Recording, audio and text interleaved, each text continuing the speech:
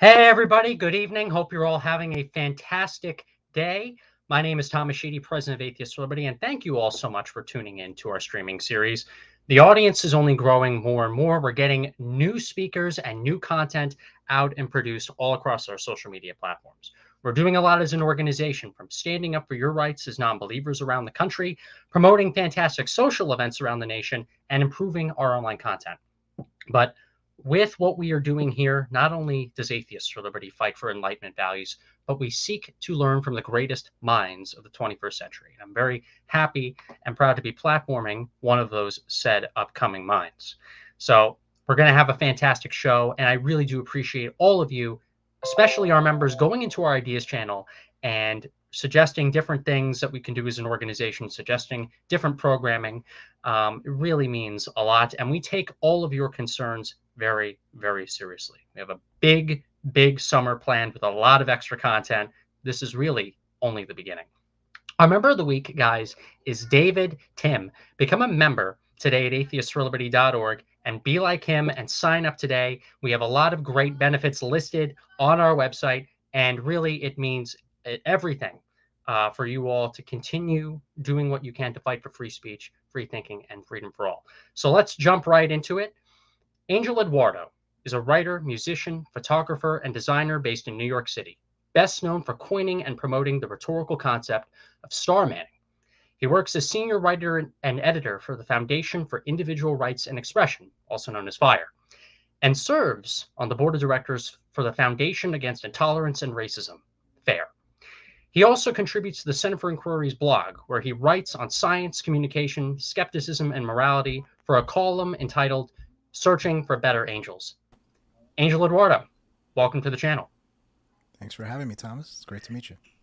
I wish, I got to say, when I have people on, I always say, oh, we've been wanting to have you on for a long time. Oh, you've been on our list for such a while, because with a lot of people, they were kind of backlogged.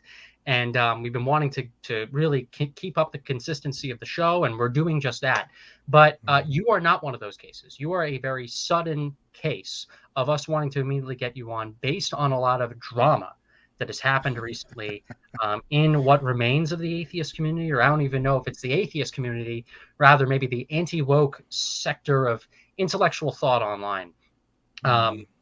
There are plenty of people, a good amount of people, unfortunately, who are subscribing to this idea that we need to go back to church, that wokeism has erupted so much of Western society, that secularism and rational free thinking is not holding up the dam again, that we ultimately need to either pander to religion again, go back to church, or get out of the way in order to stop wokeism from eroding the rest of Western civilization. And this is pretty much the theme at this point of our streaming series. Nearly every single time we have a guest on, I talk about how, you have two extremes, one trying to show that they're better than the other. Would you rather shoot yourself in the foot with a 9mm or a 45? How about you don't shoot yourself with any kind of poisonous bullet? How about you have a leg that's left to stand on? And you kind of predicted some of this a little over a year ago. You wrote an amazing article, and it's in the description, everybody, of this stream. Whether you're watching on YouTube, Facebook, or Twitter. It's called No, We Don't Need to Go Back to Church. And you wrote a bunch of amazing things in here. A lot of good analogies that really relate to some of this mess I've been seeing online. It gave me a headache. But you quote in your second paragraph here, I've often said that a great deal of the seemingly insane behavior displayed by many of these so-called woke, and unsurprisingly, those we call anti-woke, only makes sense through a religious lens. And unfortunately, it's kind of made me conclude I'm an anti-woke activist. I oppose wokeism because I see it as another religion that is corroding freedom of thought, free speech. Do you think, though, politics aside, whether you consider yourself to be on the left or the right, that there also has been kind of an extreme now where the kind of anti-woke crowd or the anti-woke side has kind of gone too far?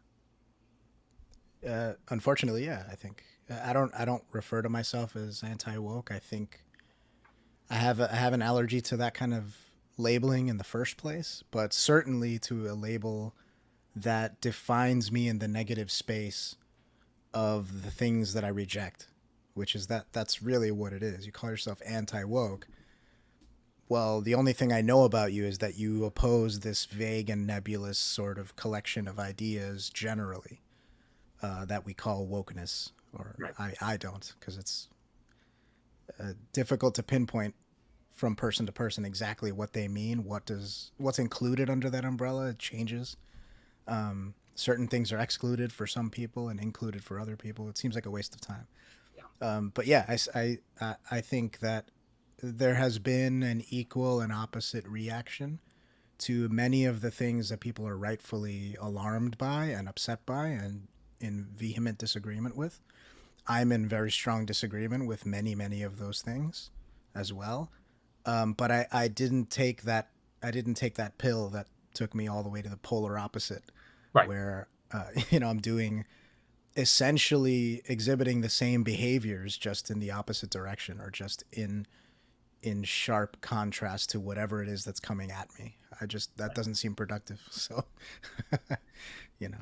I remember kind of back when I was in all these other different atheist organizations and groups, Atheism Plus erupting as a concept Mm-hmm. that we were all starting to debate on YouTube and Right. at conferences and things like that. And I remember kind of this non woke or non social justice talking point that we all had was that the woke activists, they essentially disregarded atheism. They didn't care about atheism anymore. They didn't care about skepticism or free thinking anymore. Mm. And instead, they prioritized social justice over atheism. Like that was kind of the core of Atheism Plus. We're going to prioritize critical social justice, all of its ideological components, Mm-hmm. over the normal, kind of neutral atheist activist branding that many of these different groups had. Well, how are the opponents of Atheism Plus any better if some of our friends are engaging in kind of an atheism minus? um, Kind of, we will disregard atheism, we will disregard critical thinking, we will disregard skepticism. We won't Mm. be the free thinkers that we branded our entire careers in being, just so we can be the direct opponents of anything to do with critical social justice. Yeah. Oh, a ton of these social justice advocates, they don't believe in God. So not only are we going to partner with religious conservatives or religious theocrats or whatever, but we're Mm-hmm. going to either actively promote what they are doing just to get a Mm-hmm. jab at woke people, or Yeah. we're going to stay out of the way. And Right. that doesn't help anybody. That makes us look extremely hypocritical in all the concerns and all the criticisms that we've had throughout the years of Atheism Plus. Mm-hmm. Yeah. I mean, those are fair points. The way that I look at it is the way that I look at what their arguments are. The short way of putting it is the enemy of my enemy is my friend, Yeah. which I think is very well put. It's very succinct and it's very wrong. I mean, the only thing I could think of as I was thinking of it earlier today is just that scene in The Dark Knight where one of the mobsters goes, "Well, I guess we have to get the clown. Right. We have to fix the real problem. So we have to ally with this complete sociopath and madman." And if you watch the movie, you'll see how that turns out for everybody. But that's really what it is. You're kind of making this Faustian bargain. And not to really, I don't mean to, pillory or smear believing people. The thing is, well, first of all, I think the main perspective, at least that I've heard, is that Christianity, or, religion in general, traditional religion, is a competing ideology. It competes with what we call wokeism, quote unquote.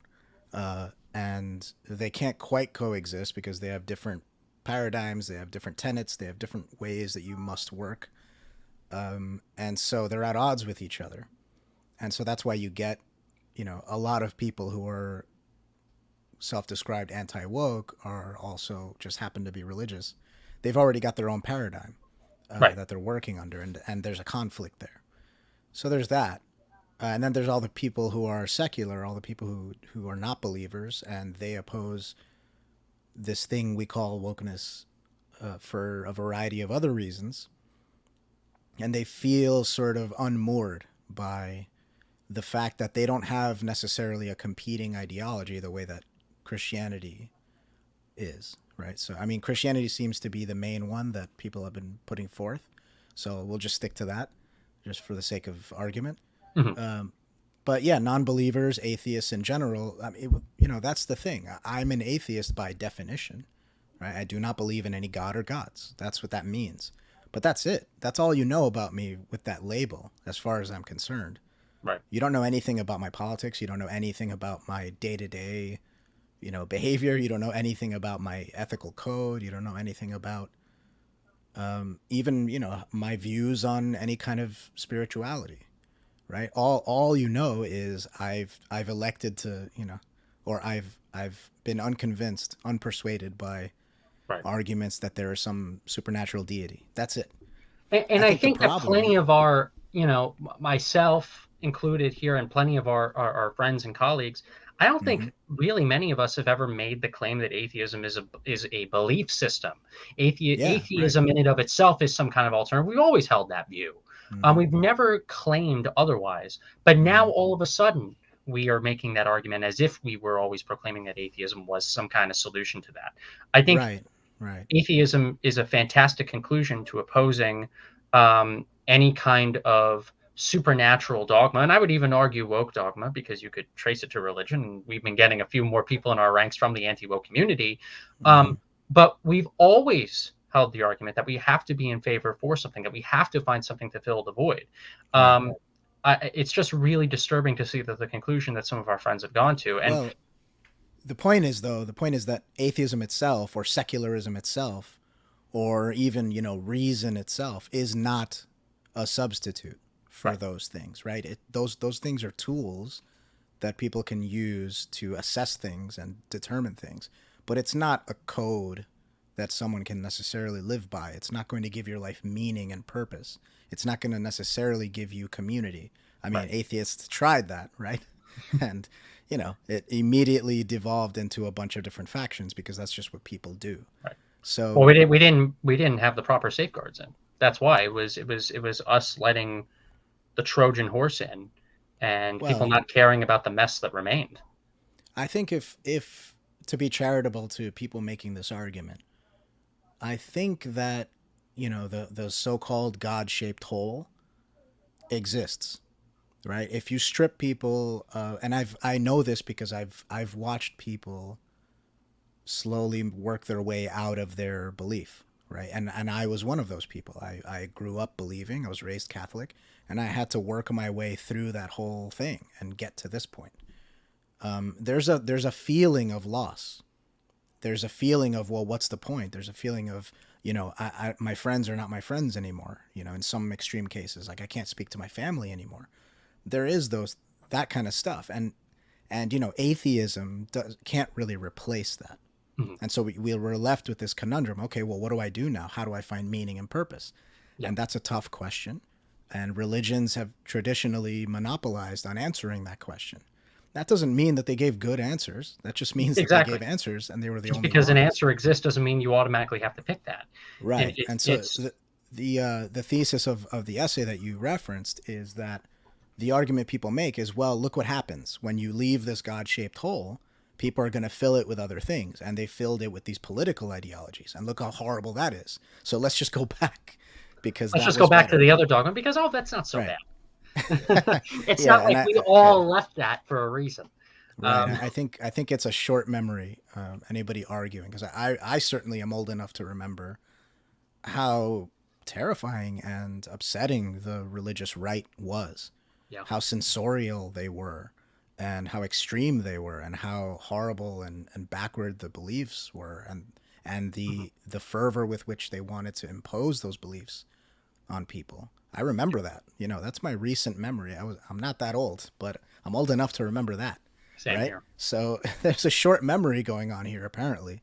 Um, you know, Rose-colored glasses. I also, one of the analogies that I use in the piece is, you're single and you're sitting at home and it's Friday and it sucks and you've got nothing to do and all you can do is think about, oh man, well, maybe it wasn't really that bad when I was with my ex.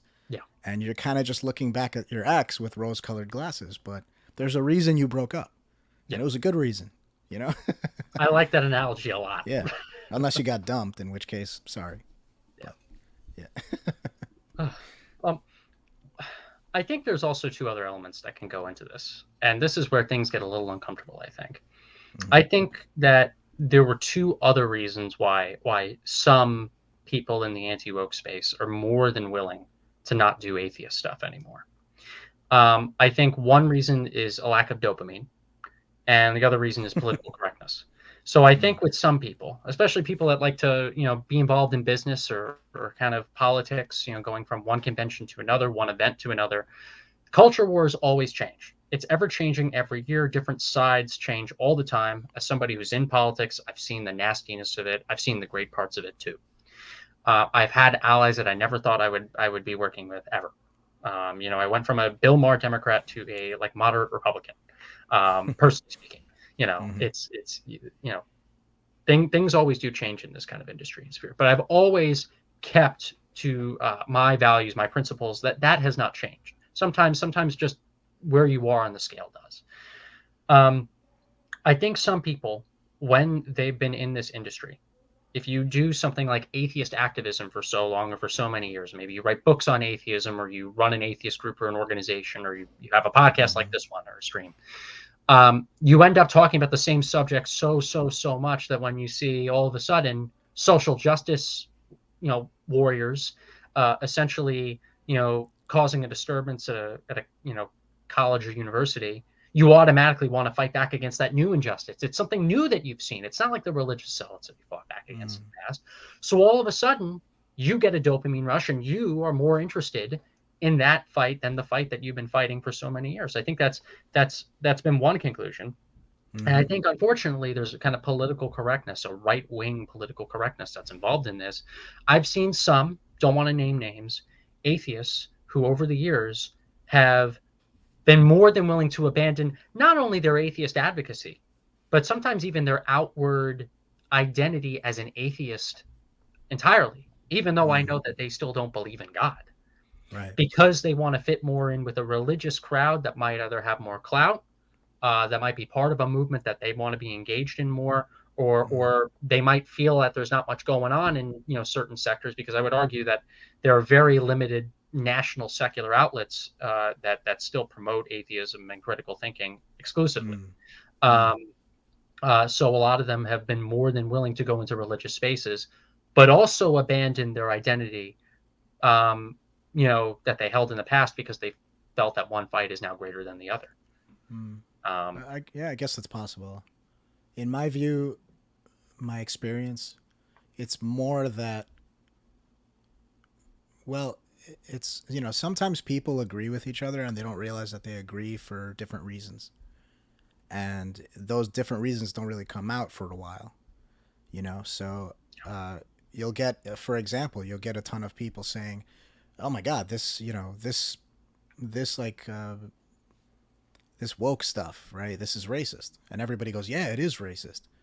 And we go, we should do something about it. And they go, yeah, we should do something about it. Okay, great. Now you feel like you've got this team, this coalition.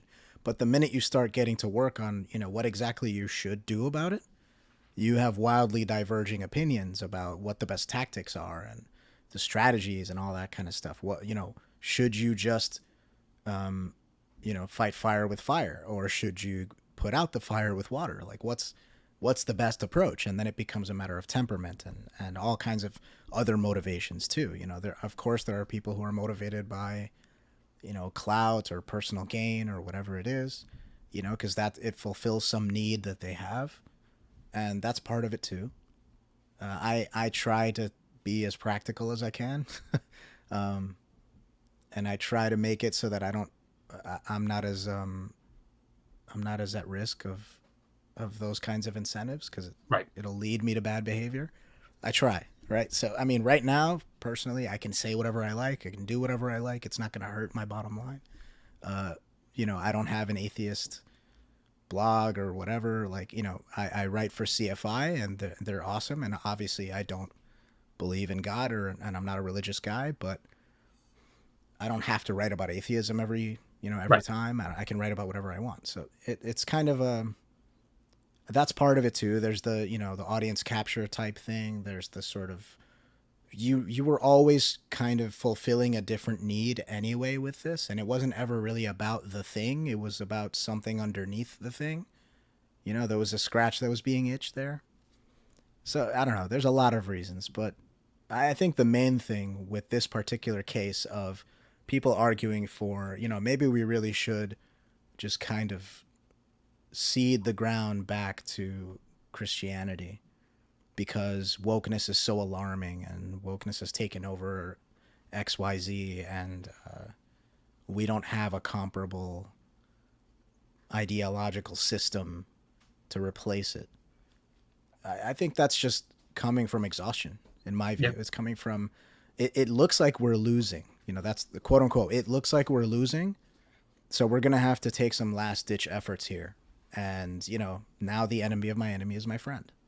And I think some people I, honestly yeah. are also not willing to do the work, to do the work to show that we don't need to go back to that extreme. So, not to toot Mm-hmm, my own mm-hmm. horn or to toot the Atheists for Liberty horn too much, but we're an organization that arose out of new atheism because a lot of the other groups weren't doing normal standard new atheist type things. We're bringing in a Mm-hmm. lot of the kind of old center left, center right, liberal, conservative, centrist, libertarian Yeah. people that used to fill up stadiums for Dawkins and Hitchens and Harris and Dennett and people like Heather McDonald and Ion Hersey Ali and all these types. They're now coming here. Not to really toot my own horn too much, but there aren't too many other games in town at the moment. Mm-hmm. There are people in CFI that I like, by the way. This is not a jab at CFI. I got my start in CFI No, I actually. love CFI.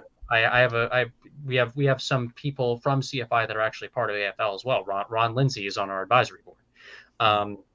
Um, but there aren't too many alternatives that are around. Mm-hmm. Um, AFL is doing great. We're growing every single day, but we are one of the very few games in town that are willing to be fiery about this kind of opposition, Mm-hmm. and also not engage in any mission drift. And I guess because there aren't too many alternatives that are out, some people are just saying, I might as well not be involved in this at all. It's too much work.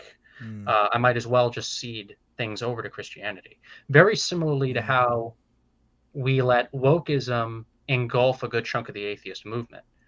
Too Mm-hmm. many people don't want to get involved in things that can rebuild what was lost. I think both the consequence of atheism plus and what we're seeing maybe with what we could call this atheism minus, um, I think a lot of it just has to do with business decisions more than philosophical ones. That Maybe. God-shaped Yeah. hole has always existed. This whole That's right. human need for meaning has always been there. It didn't matter. It That's doesn't matter right. if the year is 2003 when new atheism is just running its course, just getting started, or 2023. We're Mm-hmm. that whole conversation has always been around. Right. I It's just agree. people Yeah. making some excuses, really. It's people making Well, excuses. yeah, I mean, I definitely agree. That God shaped hole, we call it a God shaped hole, but it was actually a meaning shaped hole that we shoved God in first. And then I guess now it's God shaped. But Yeah. that's really what it is, right? Is what is the point of all of this? What is the meaning of all this? And there are a lot of ways you can go about that, and some answers will be satisfactory to people, and some answers won't. But I think the main thing is just it's a matter of practicality for a lot of people. Right. They're just go, well, we're losing ground here, and we need to push forward. And how can we push forward? Well, Christianity already has its institutions. It already has tenets. It's already got a sizable group of people, a community. If you just adopt this, even if you're not a believer, if you just kind of let it take over, then it sort of solves the problem. But all you're really doing is kicking the can down the road because, Yeah. well, first of all, you're going to have to deal with all the stuff that we dealt with 10, 15, 20 years ago with Mm-hmm. respect to, atheism and the religious right and all that kind of stuff that, I grew up, watching and being aghast at. So you'll have to deal with that again, which I don't want to do that. No. But also, you're still going to have to deal with that existential feeling. Once you do that, you're going to have to deal with that feeling of, what do I do here? And it seems to me like a Pyrrhic victory. It seems to me at best like a Pyrrhic victory, if that's what's going on here. I think It's a temporary culture war high that I think some of these right. people are going to get. Woohoo!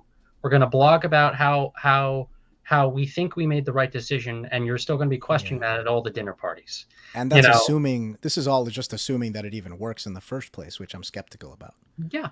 Oh, So and then also for all of us, yeah. I consider myself an anti-woke person. What about the wokeness that's opening up in some Christian institutions, in some churches, right? Mm. So this whole idea that Christianity is this powerful force they'll be able to take on wokeism. Christianity can't even hold its own at this point when it comes to a lot of this stuff. And then don't even get us Yeah. started on Islam. Right. Islamism, Well, rising in the West. That's what we I talk mean, about the Clarity Coalition. so that's kind of the thing. It gets back to the thing of, why did you get into this in the first place, right? Some people, like me, my position was, this doesn't make any sense. Why doesn't it make any sense? Let me figure this out. So I was somebody who wanted to be very pious. I wanted to, I'm going to read the book. I'm going to follow the rules. I'm going to do the right thing because these are the rules, right? This is the universe. This is the way it works. I've got to do this right. And all the inconsistencies and, just the bad answers to questions that I had piled up. And eventually I'm like, something stinks here, and I had an instinct that something stunk. And, there was the slow progression where it's like, well, you know what?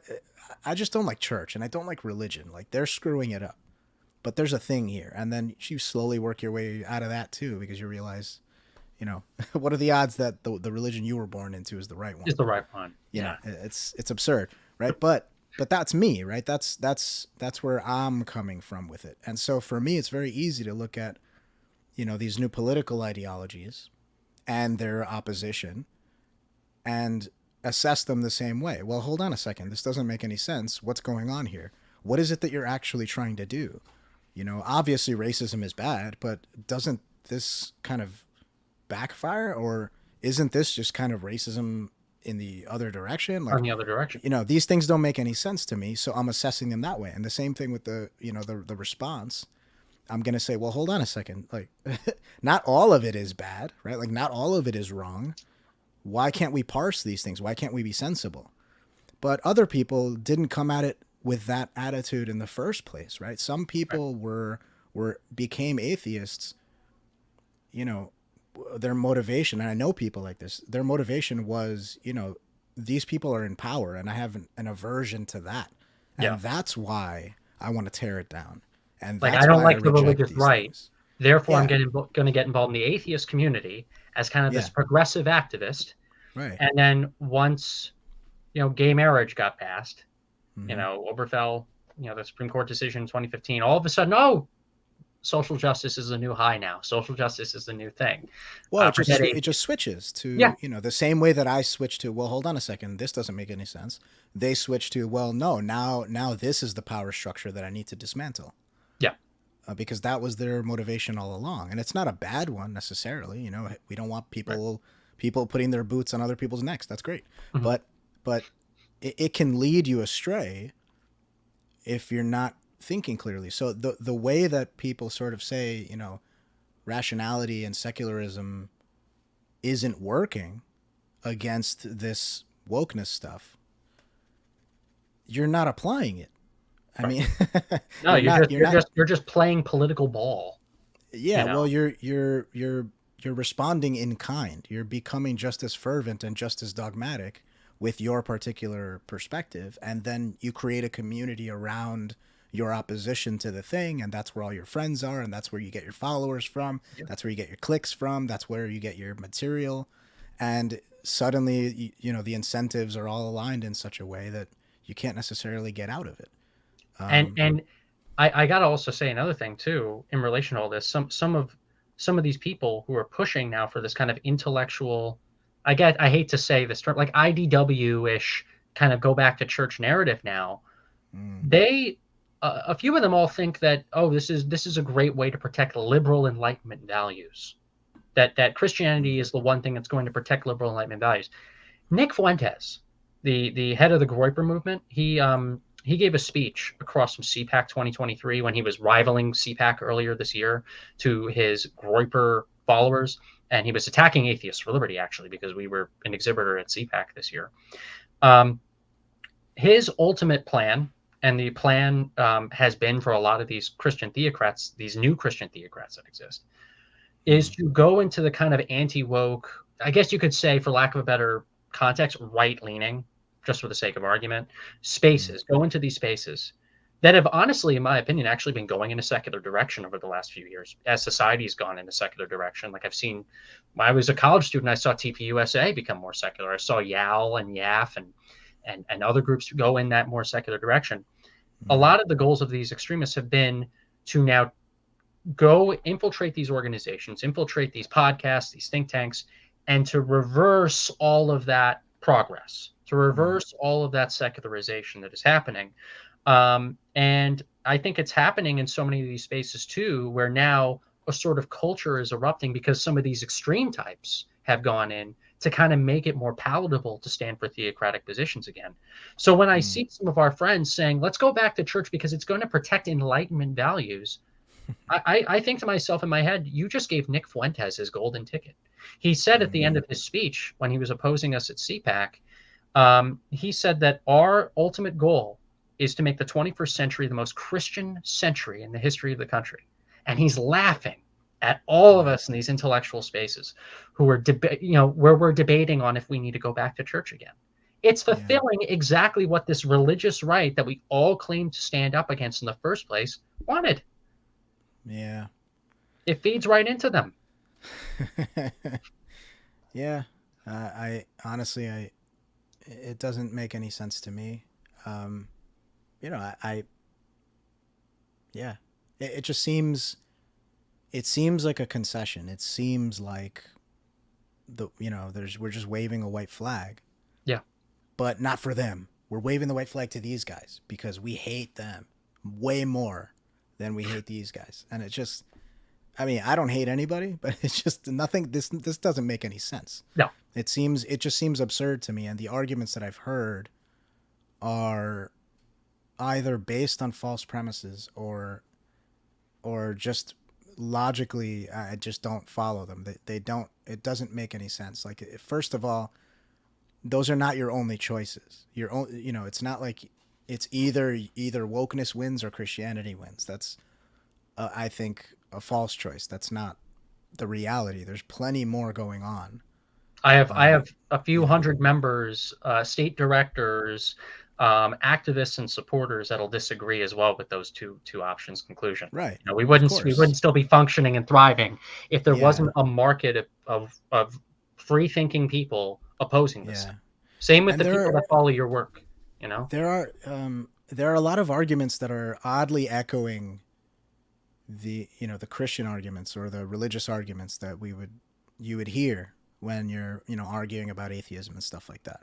The first is like this tacit argument being made that atheism is a belief, or that secularism is an ideology, the same way that Christianity is, and it's not, right? We talked about that. It's the absence of one, and so putting it up against Christianity in that way is already just a mistake, right?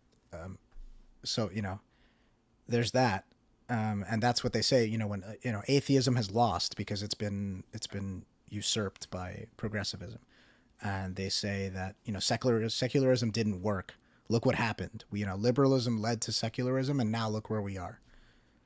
As if that was meant to be an alternative, to fill that gap, to fill that hole. It was never meant for that, right? The other one that's fascinating to me is I just had it and I lost it. The values thing, right? Of people are valueless and we can't create our own values, so we need to get them from this place. Here's this system of values, we can adopt it, and the argument is that atheists want to create their own values, that they want to create a new system of values and all this stuff. And I think that's absurd. There's no need for that. Our values already exist. Our values are what our traditional religions harnessed. As Christopher Hitchens said, our morality is innate. It comes from us, not the other way around. It's not like people were immoral before religion showed up. Religion was a system. People codified their morality into these religious And frameworks. religion just took credit for it at the end of the day. So, yeah, I mean, obviously very successfully, right? Thousands of years of basic success and ubiquity. Okay. But the point is that the morality has already been there. The religions are framed around our human values. Our human values come from, we're social beings. We evolve to be social, and we evolve these pro-social behaviors and norms because they help us flourish. That's what Right. morality is. It's a strategy for flourishing. So the idea that we have to create new ones, no, we don't. No. All we need to do is acknowledge them, and we can say, look, our previous attempts in these religious contexts, they come with a ton of bugs, right? So another analogy that I use is like being religious in 2023 is like trying to run Windows 95 on your 2023 MacBook, I saw that. right? Yeah. And now people get mad at that because I don't mean to be insulting, but you can make this work. You can do it if you want. But to get all the bugs out and all this stuff, you might as well just try a newer program, Yeah. you know? And we're not, But and you and I are not out here blogging, doing interviews, doing all the stuff in our career saying we know all the answers. We have all the no, solutions, everybody. No, no, not at all. I hold a very agnostic conclusion to certain things. Mm-hmm. But I'm not somebody pretending to have all the magic in a potion here. And I'm not somebody that's saying, let's just get out of the way and let one other dogma take its course. As a Yeah, patriot, I would never want that to happen. right. So yeah, dogma for dogma is just not, that's, you're not solving anything. You're creating another problem. You're compounding the problem, really. I can just imagine some kind of mutant hybrid of all the problems we're neglecting to deal with by, in a way, fusing them together. I Yeah. just think the problem has always been dogma, and I think maybe our language was looser than it should have been. We would say religion, what we really meant was dogma Right. and dogmatism, and that's the problem. And this is just another form of that, and we need to assess it and address it the same way. Yeah. And we're going to be doing just that with this series. And I want everybody who's watching this either live or when this becomes a recording to go ahead and to also not only follow Atheists for Liberty on social media platforms, everybody, but to also follow Angel Eduardo as well. Angel's information is in the description on Facebook, on YouTube, on our Twitter of this stream. His website is there. His Twitter handle is there. And I really hope that all of you not only become members and supporters of Atheists for Liberty, but also become fans of Angel's content too. I wanted to pick somebody very well learned in this subject to come on the stream to talk about it. And I think you did that just well. And we got to have you on Oh, more good. I'm glad. in the future. So we got 20 more minutes left, everybody. I want to open this up. We already have a good chunk of questions and comments. So cool. we'll have our friend backstage take it away, and we'll get right to it. We have Joe asking, why isn't the truth simply the gold standard by which to judge evidence? With religion and wokeness, they both disintegrate under scrutiny. I don't know, Angel, if you want to go for this one. Well, the problem is that we aren't purely rational creatures, right? There's an emotional component to why we graft ourselves to any perspective or position. So you have to understand that as well. Not just, hey, here's why none of what you're saying makes any sense, or here's why this specific part of what you're saying is wrong. It doesn't hold up. It's the data says otherwise, et cetera, et cetera. That's not necessarily going to work on everybody because there's another reason. There's another thing tied in there, which is this has an emotional balance for people.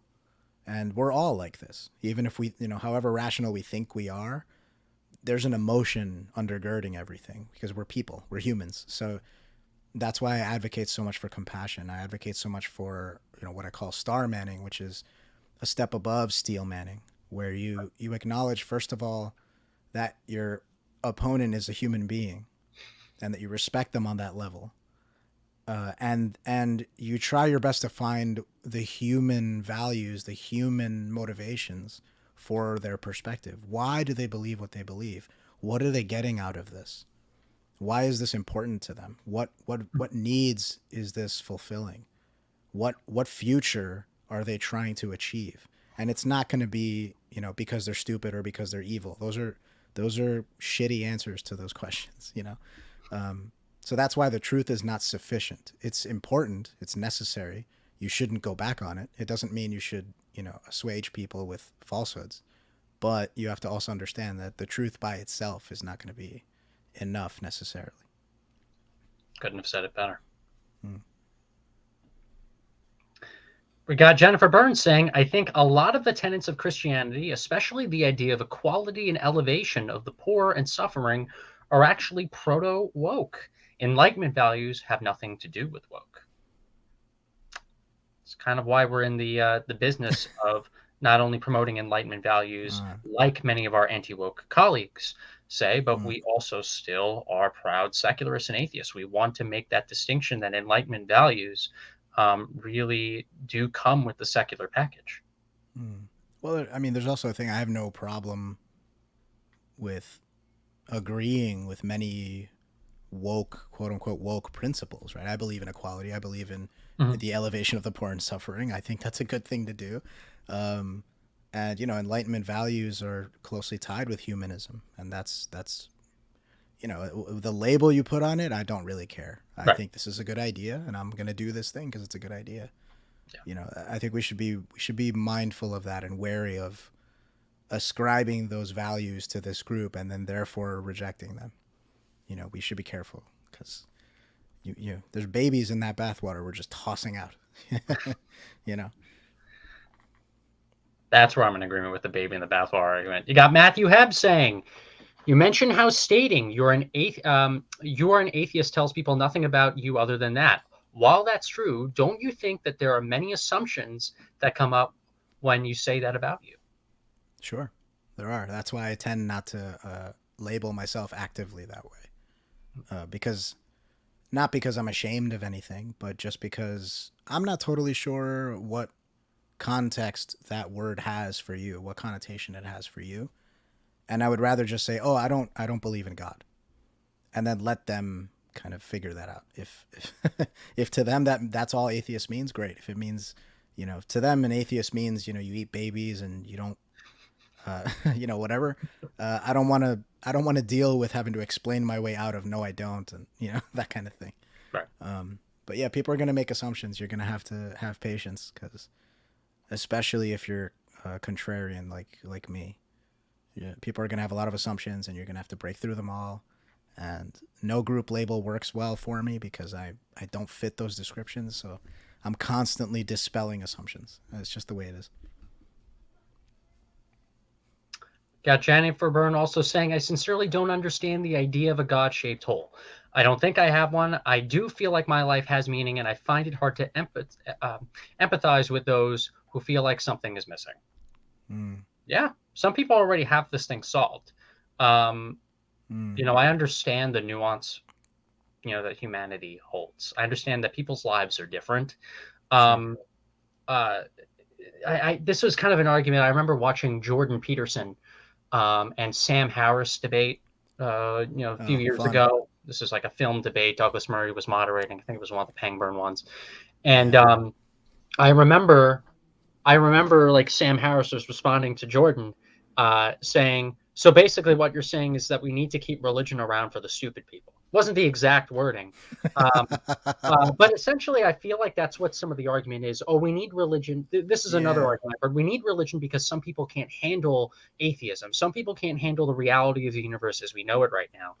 Well, not to sound elitist, I care. I think every individual holds value. I care about individual rights a lot. I care about freedom a lot. But there was also a reason why the founding fathers of the United States did not allow the tyranny of the majority to create the United States as we know it today as well. Not everybody, sure, we can make the argument that not everybody's going to be an amazing rational being. But then do we have to, but if you are a rational being and maybe everybody else in your circle isn't, do you have to abandon your rationality then? Mm-hmm. Do you have to throw everything out just because not everybody is conforming with you? No. Yeah. Sure, now everyone's Well, going to become, atheist free thinkers. Now everyone's going to become atheists for liberty members, guys, unfortunately. Um, uh, okay, does that mean that we close up shop? Does that mean that we stop our corporation here? Does that mean that we shut down? No, not at all. yeah. We still have a fight here. Yeah. Well, I think, Jennifer, two things. I mean, if you feel like your life has meaning, think about what that is. And then imagine your life without that. Imagine if whatever that thing is, if you hadn't discovered it, if it hadn't occurred to you. Try that.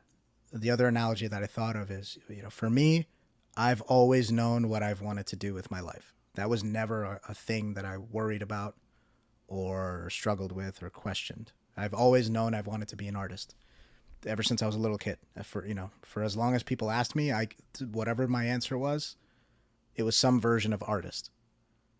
Actor, musician, something as an artist, right? But I watched all these people around me, say I don't know, and they go to college and they're like, I don't know what my major should be. I'm kind of, I'm majoring in this, but I don't really want to do that. And they're coming up with all these answers. They're trying really, really hard to figure this out. My problem was different. My problem was, how do I actually make this thing happen for me? I know what I want. That's not going to change, but how do I make it happen? I just think, the feeling that you get from whatever it is that you feel gives your life meaning, that's what people are struggling with and trying to find. And not everybody's on the same timeline. So, if you can't empathize, in my view, if you can't empathize with somebody who feels that way, you got to do the Abraham Lincoln thing and, get to know them better. Talk to them, ask them questions. Yeah. Maybe the God-shaped hole is more of a people-shaped hole. I think most of the benefits of belief are the same as the benefits of having a community. Yeah. Yeah. Yeah. Community is a big thing. We're social creatures. We need each other.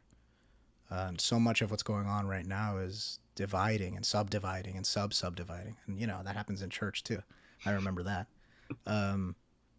But that's really all it is, but even the community is sort of it's a means toward meaning, right? The community gives you meaning. I have a place to go. I have people I care about, people who care about me, and we do things together that we care about and make us happy. That's all for meaning. That's really what it is. It's a meaning shape hole. Yeah. We got Rolling saying that the God-shaped hole thing goes more in line with religious thinking rather than secular thinking. Religionists think life is meaningless if God isn't real. Yeah. Right. I would concur with that. Yeah, they do, because to them that is the nexus of meaning, right? That's the core of everything. And if you don't believe in that, then where does the meaning come from? Well, you have to keep digging. For me, it's easy. For me, we are in, of, and about the universe simultaneously. We were forged in the heart of a star billions of years ago. I am everything, and everything is me. Everyone is me, and I am everyone. Everyone's my sibling. And, that's a beautiful thing that connects me with everything and everyone. And the meaning of life to me is the easiest question in the world to answer, because the answer is in the asking of the question. The fact that I can ask it, the fact that I can think about that, that's the meaning right there. We create it, and the point of life is to have as good of a life as possible for as many people as possible. So Oh, I saw this comment on the side here. We on the StreamYard here, and I wanted this to be showcased. So Jennifer's saying this, and I love this. The Egyptian religion was around longer than Christianity. If lasting a long time is a rationale for thinking something is true, we should just return to that. Yeah. Yeah. I remember hearing that Cleopatra is closer to the invention of the iPhone than to the building of the pyramids. Yeah. Which is insane. So, crazy to think about. Yeah, that's a fallacy, right? It's like not the naturalistic fallacy, but there's a fallacy there, like, oh, it's been around such a long time.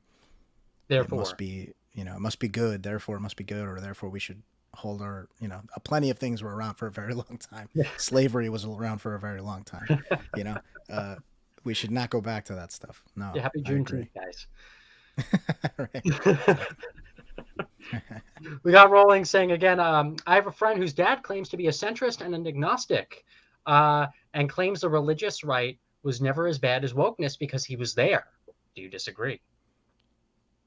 I mean, maybe he's right about his particular pocket of things. Yeah. And it's also subjective, right? There's, if he's a centrist and an agnostic, he may be more amenable to certain things than others and feel less pushed over by certain things than others. I kind of Um, make the you know, analogy. I think I said it here already with you, and I say it on nearly every stream that we've had so far. Oh, would you rather shoot yourself with a 9 millimeter or with a 44 yeah, you or did. 45 caliber? Sure, one might be better than the other. It doesn't mean that you should do either. You should keep your leg. Mm-hmm. You should keep your foot. Um, uh, yeah. It's a Uh, big country. There was a lot going on, and like I'll you know, concede and say that in the anti-woke spaces that I've been in, I've made a lot of great friends with conservative Christians and libertarian and classical liberal minded centrist Christians, mm-hmm. who kind of are in this kind of agree to disagree. Let's respect one another. Let's defend Enlightenment values and protect free speech. That's fantastic. Um, Mm. but half the time when I'm at some of these conservative conventions and we're kind of in that all agree to disagree, battle of ideas kind of mood, I Mm-hmm. then see people on stage talking about how evil, secularism is and all that. But we have to be quiet. We have to be quiet and let them just come on in, and we can't get in the way. Oh, so we have to be Yeah, quiet about our atheism, even though we're all equals in this fight against the woke dogma. Right. Gotcha. yeah. Like, yeah, I one is better, but simultaneously, as you can see, things aren't super great on this whole other side of things either. There I is think there is some I think it's inconsistency. There is some hypocrisy there. yeah. Of course, there is. We're people. I Yeah. think it's important to recognize. I just read this book called Identity and Violence by Amartya Sen, and the argument there basically is that the real problem is our monomania on a particular aspect of a human identity, whether it's a religious belief or political affiliation or whatever.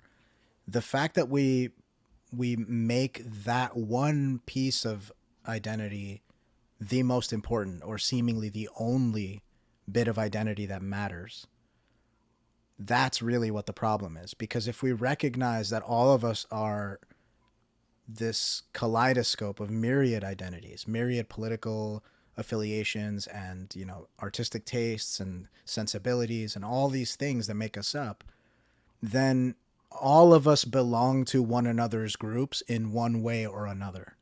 And that makes it more difficult for us to divide on this really hard line of a single identity group. So, I'm friends with people who are devout Catholics and very religious people, and I'm friends with people who are woke.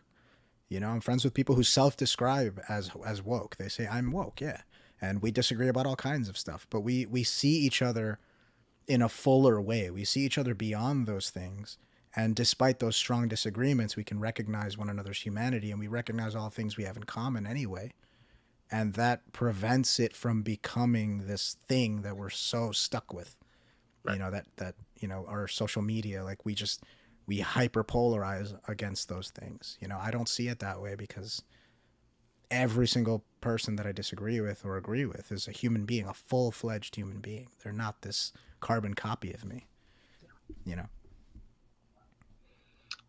How likely do you think the Christian right will take over? Both sides have gone to extreme and just want power. I have my perspective, but you can go first on this one. Uh, I don't know. Anything can happen, I guess, but it seems unlikely to me because there's, you know, somebody made the point a while ago about it's much harder for people to give up things once they have them than for them to just never get them in the first place. And I think that there are many benefits to the decline in religiosity. Yeah. There are many benefits that we've just gotten used to. They just become, we take them for granted. And once we realize, oh wait, this thing that I like would be taken away, or this thing that I like would be taken away, we'll start to go, you know what? I don't think this is a good idea. We're turning back around. I don't like this. Mhm. People, yeah, it's just human nature. People get used to the things they have, and losing those things is so much worse than never having them in the first place. So So I doubt I'll, it. I'll give Yeah, my quick take on this, and then we'll do one more quick question, then we got to head off, sure. everybody. So I think it depends on how you define Christian right. If you're talking about the old religious right, the silent generation, baby boomer generation religious right, Mm, no, no, they're dying off, or they don't have enough power or control anymore. If you're talking about a group of Gen Z religious activists, the Groyper movement, but also kind of this trad cath movement that is kind of engulfing certain social mm, media outlets, and kind of taking over certain spaces. I think they're going to lose, but I will say this, and I think we're going to win at the end of the day. Pew Research is showing that we are winning more and more and more.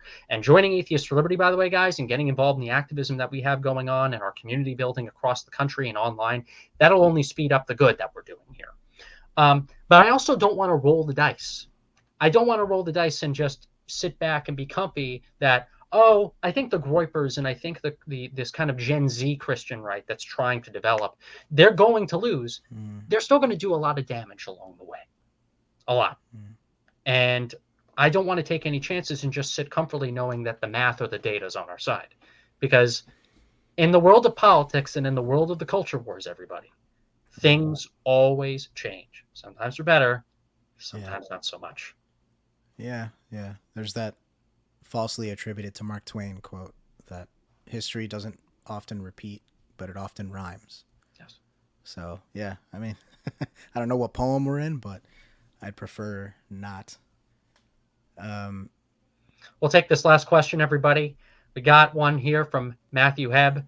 But I was more asking how important it is for us to push against the perceptions people have when you say atheist, such as you automatically being of a certain political persuasion.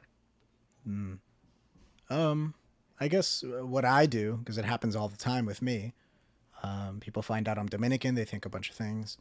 They find out I'm a musician, they think a bunch of things. They find out I'm a writer, they think a bunch of things.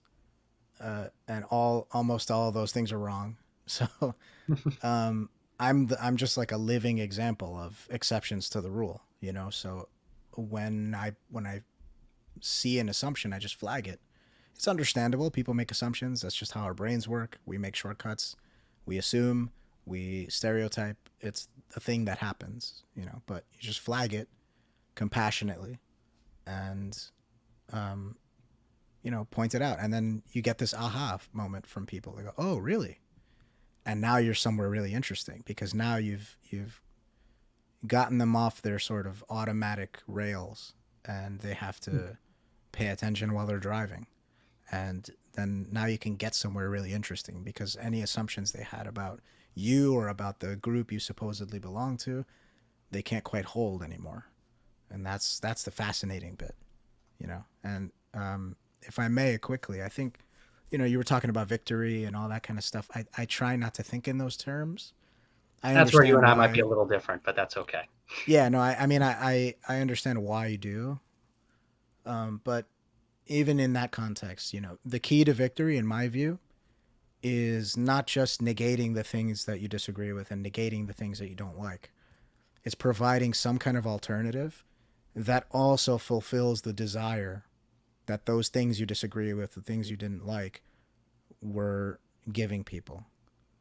So if what people really need is meaning and purpose and community and camaraderie and a sense of duty and a sense of structure, we can give that to ourselves and to one another by talking to each other, by recognizing one another's humanity, by communicating and seeing, the other side's point of view and seeing the other side's problems and how they want to address them, and say, well, hold on a second, I'm worried about this solution or this proposed solution because of XYZ, but I agree about the problem. But what about this? What if we do this? And suddenly we're talking about we instead of me versus you. We're talking about we. That's a powerful thing to do, and I highly recommend it. That's what I try to do, and I think that's the key to everything, is just reminding ourselves and one another that we're all here together. We're all human beings, and we all want the same things at our core, because we're wired the same way. You know, we're not that different from one another. I think that is a fantastic way to end the program. So I want to say, everybody, thank you all so much for tuning in. We had a great batch of questions and comments today. We're going to be coming back on next Tuesday, 7 days from now at 8 p.m. Eastern, 5 p.m. Pacific, to continue platforming the greatest minds of the 21st century. Angel Eduardo, thank you so much for coming on the channel. We want to keep you around in our network for a while because I think there's a lot of great work that we can do together. Sure. Happy to. Thanks, everybody. See you all next time. Thanks, everybody.